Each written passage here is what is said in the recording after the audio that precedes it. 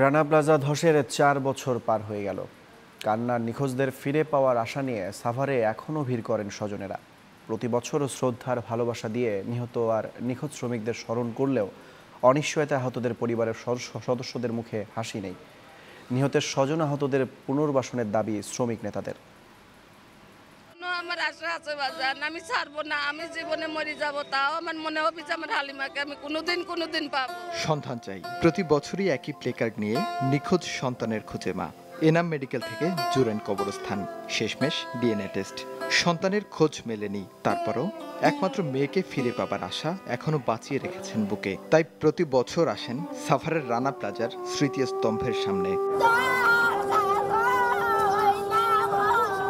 শুধু এই মাই নন, তার মতো আরো কত মার কান্নায় ভারী সাভারের বাতাস।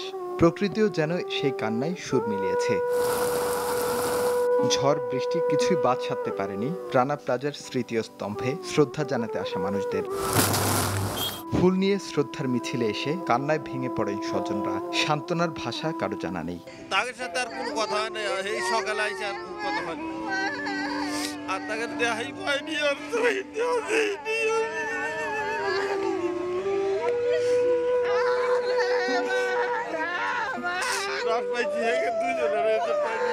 না, এলাম মেডিকেলে গেলাম, এলাম মেডিকেলে আর ওই মিরপুর দিয়ে খুঁজে বেড়াইছি।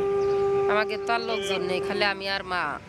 বেতন আটকাই দিব, আমি থাক দিও লাগবো না, না লাগবো না, কয় না সবাই গেলে আমিও যাবো, মরলে লয়ে আমি এগুলা কবি না, কয় না আমি যাবো, আমার ভাই আয়া চুক্তি হইল।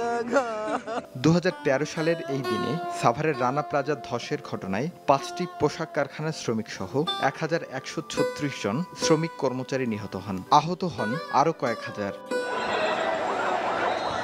তাদের অনেকেই সারা জীবনের জন্য পঙ্গু হয়ে গেছেন। গত 4 বছরে কারো শারীরিক অক্ষমতায় ঘর ভেঙেছে, কেউ কেউ ভবন ধসের আতঙ্কজনিত কারণে আর দোতলা ভবনে ওঠেননি।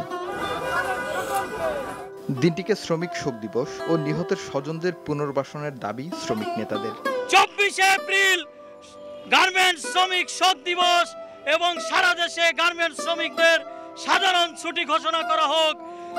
ওই রানা এবং কারখানা মালিকদের দৃষ্টান্তমূলক শাস্তি দেওয়া হোক। স্মৃতিস্তম্ভে শ্রদ্ধা জানাতে এসেছিলেন ফায়ার সার্ভিসের কর্মকর্তারাও। তারা স্মৃতিচারণ করেন সেই ভয়াল দিনের। ঘটনায় পেনকেক হয়েছে, আপনারা দেখেছেন। তৎকালীন সময়ে এখানে লোক বাঁচার সম্ভাবনা অনেক কম ছিল। এরপরেও আমরা র্যাট হোল করে অনেক লোককে আমরা বের করেছি, 2400 লোককে আমরা বের করেছি, যেটা সারা বিশ্বে বিরল। যে লোকগুলো মারা গিয়েছে বিভিন্নভাবে বিভিন্ন অবস্থান থেকে আমরা উদ্ধার করেছি। রানা প্লাজা ধসে হত্যা মামলায় 41 আসামির 29 জনই জামিনে। দ্রুত এই মামলা নিষ্পত্তি করে দোষীদের শাস্তির দাবি ভুক্তভোগীদের। আরিফ হোসেন, নিউজ 9, ঢাকা।